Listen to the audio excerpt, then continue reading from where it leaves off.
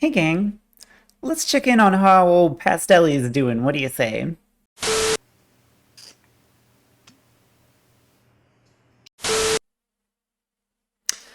Okay, maybe let's just go to the video.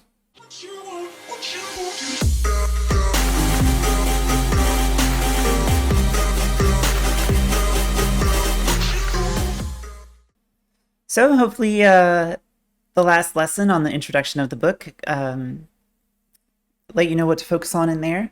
And if you do have any questions about like our four-part definition of law or the topics covered in that video and in the introduction, do let me know. This lesson is about retributivism, chapter 1 of the book. So take it away, Pastelli. Retributivism is covered in chapter 1 of the book, which I ask you to read.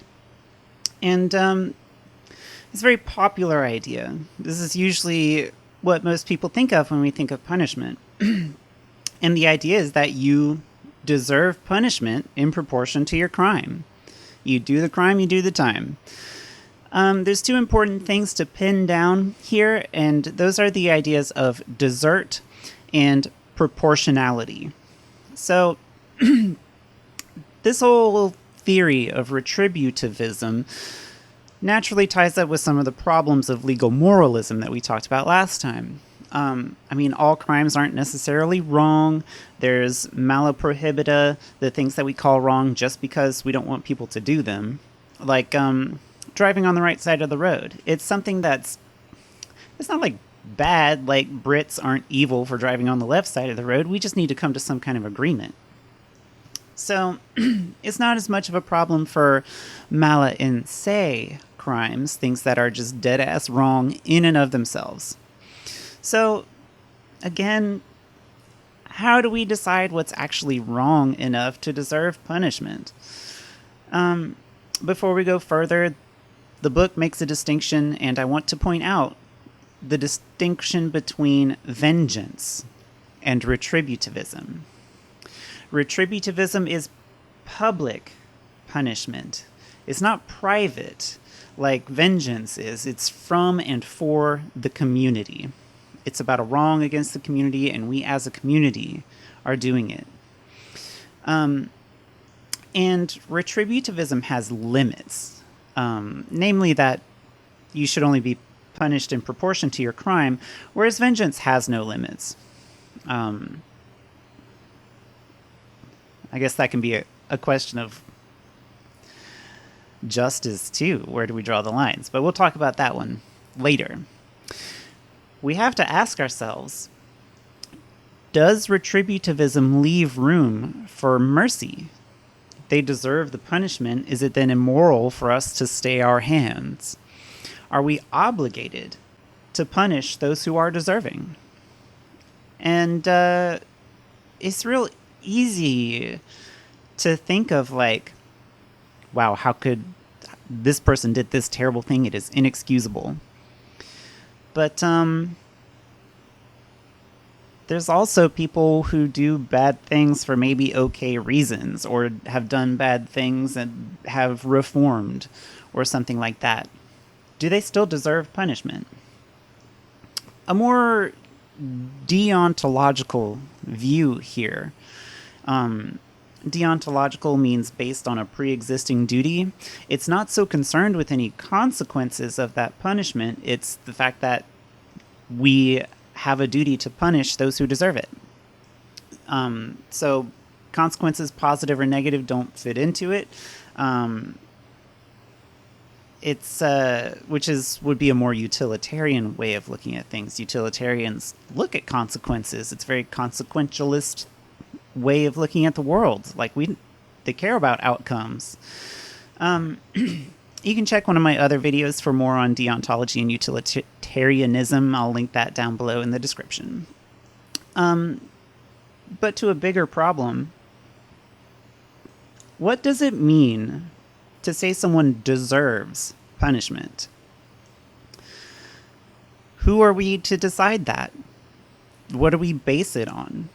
Do we base it on religious precepts? Logical precepts? How do causality, like you caused this harm, and intention, you intended to cause this harm, play into moral responsibility for harm. How do we compare the wrongness of crimes? Sure, murder is worse than theft, but like, how much worse? And again, what about mala prohibita? That we want to punish people when they're driving on the wrong side of the road, or if you're like speeding but not too bad and there's nobody really around anyway. How does a retributivist answer these problems? And speaking of intent, how do we even know somebody intended harm in a way that makes them morally responsible? I mean, there's evidence we can look at, I guess, but as Kant says on page 23,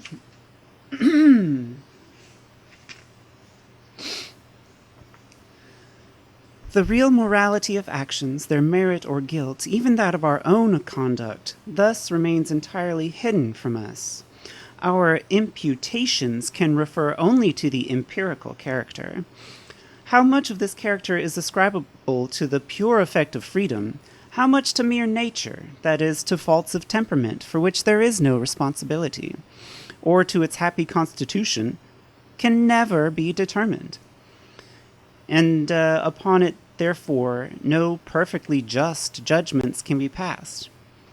Basically, we can't read people's minds. We just have to guess. So how do we deal with that problem? Can we never really know? So does knowing beyond a reasonable doubt that someone should die for killing someone else ever really make sense? We've been wrong before. What solutions are there for that problem? And on top of that, there's just the basic problem of anything dealing with morality. Whose morality? Whose justice? Like, different people are going to think different crimes deserve different punishments. So I'm going to stop there on this one. For that's just the first half of the chapter up through desert, and cover the problems of proportional punishment in a later video. Yeah, I think that's a good call. So it turns out keeping up this level of game is actually not going to be that hard. Anyway, that's the first part of Retributivism, and we will cover more of it later. Hit me up if you have any questions, and I will talk to y'all later. Bye.